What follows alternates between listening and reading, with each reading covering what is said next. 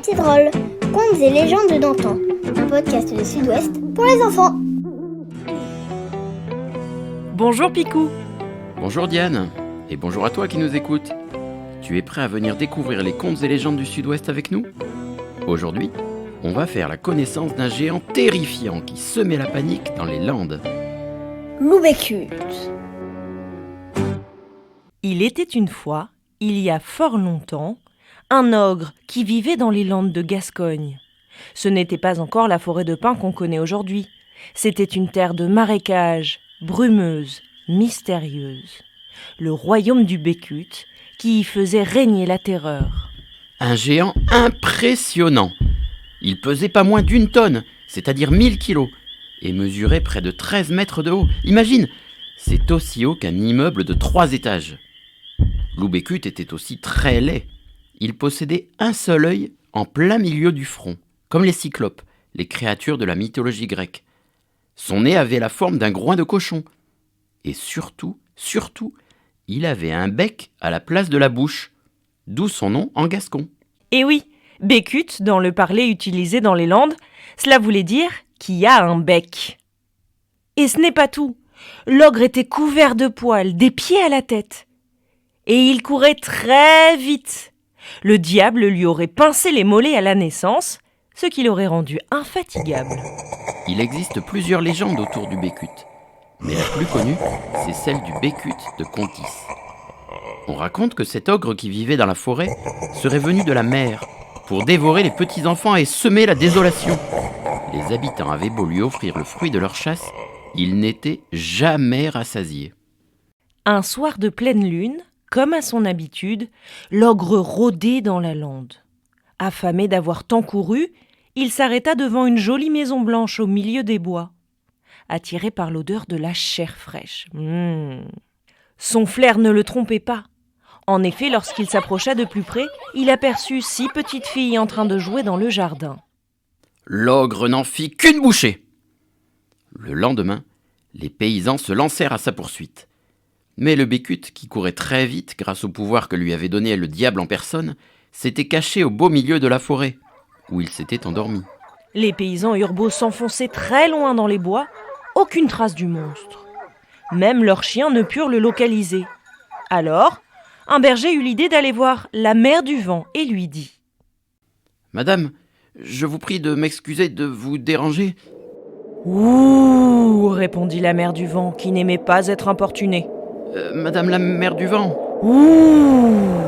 Madame, écoutez-moi, savez-vous que le Bécut se moque de votre fils, le vent, et il prétend être plus rapide que lui ? Ouh ! Je vais lui donner une bonne leçon à ce Bécut. À ces mots, la mère du vent, très fâchée pour son fils, gronda, et elle souffla si fort que le berger en fut tout décoiffé.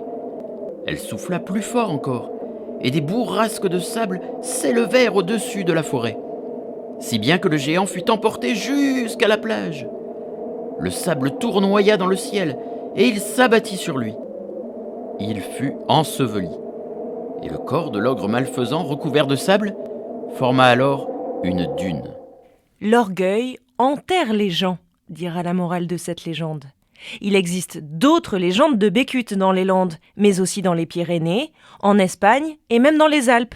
À chaque fois, le cyclope est un peu trop fier, ce qui fait sa faiblesse. Par exemple, dans les Pyrénées, Loup Bécut s'appelle Tartaro.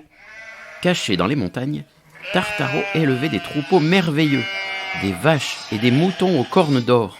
Tartaro, comme Loup Bécut, ne s'intéressait pas du tout à l'or. Après avoir mangé les bêtes, il laissait leurs cornes à l'abandon.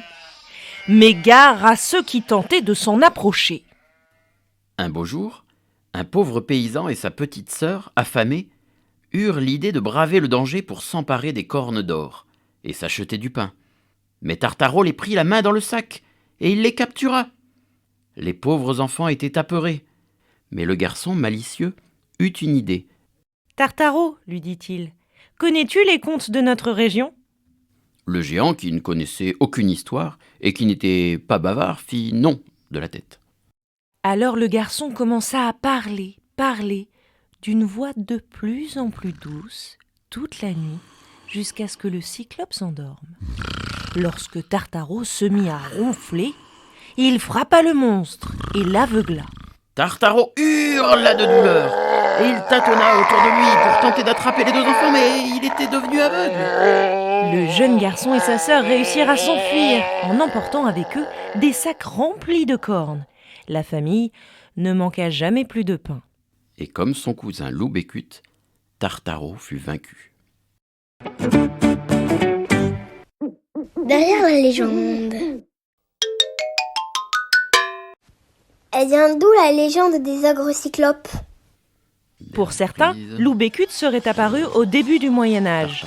Les habitants des Landes ont vu arriver des guerriers féroces et de grande taille qui portaient Tartaro un casque étrange. hurla de Ce douleur casque, et il c'était un tâtonna aume, autour de et lui il pour n'avait tenter qu'une d'attraper seule les deux ouverture enfants, au mais niveau des il yeux. était devenu aveugle. Tiens, comme l'œil du Bécut. La légende de l'ogre serait donc une façon de diaboliser l'envahisseur. D'autres historiens y ont vu la Un beau réplique jour, gasconne du pauvre Cyclope, paysan combattu et sa par petite Ulysse, le sœur héros de la affamés mythologie grecque. Eurent Lui l'idée aussi de a braver vaincu le par la danger ruse pour un s'emparer géant des qui cornes essayait de d'or le manger, et s'acheter comme du pain. notre petit paysan et sa Mais sœur. Tartaro les prit la main dans le sac et il les captura. Est-ce Les qu'il reste pauvres des enfants traces étaient du apeurés. Bécut aujourd'hui? Mais le garçon malicieux, dans les Landes, certaines idée personnes avant que qui l'ogre parlent ne le se patois décide à les manger. utilisent le mot bécut pour désigner les gros moustiques Mais assoiffés le de garçon sang malicieux eut une petite idée. À Contis, Avant que l'ogre face ne à la le- plage, on trouve Mais le le garçon tuc du malicieux, bécut. la dune sous laquelle serait le garçon ensevelie était la malicieux. terrible créature. Et il eut une idée. Et dans un autre village à Castets, il y a un trou d'eau qui s'appelle Fontaine Vive. Si on évoque cet endroit, c'est parce qu'un bécut s'y serait noyé. Un berger aurait parié avec lui qu'il n'était pas capable de sauter dans l'eau. Et puis on peut aussi parler du panturon. C'est l'un des plats traditionnels des Landes. Cette sorte de ragoût de mouton est célèbre parce qu'il aurait servi à se débarrasser de tous les bécuts d'un seul coup. Les bergers les avaient invités à manger, mais ils avaient empoisonné la sauce.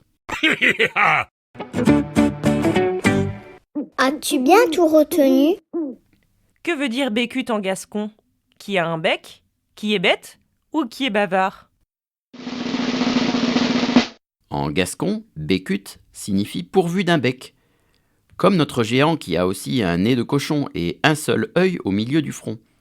On dit aussi d'une personne qui mange beaucoup que c'est un véritable bécut. Qui a aidé le berger de Contis à vaincre Loup Bécut? Le fils du soleil? La mère du vent? Ou la reine des neiges? C'est la mère du vent, pour venger son fils de l'affront fait par le bécut qui prétendait être plus rapide que lui. À quelle créature mythologique est associé le Bécut? Le Cerbère? Le Minotaure? Ou le Cyclope? La légende du bécut serait tirée de celle du Cyclope, qui a été combattu par le courageux Ulysse dans la mythologie grecque. Voilà, cet épisode est terminé. Merci Diane. Merci Picou. On espère que tu as passé un bon moment avec nous et que tu as appris plein de choses. On espère aussi que tu n'as pas eu trop peur.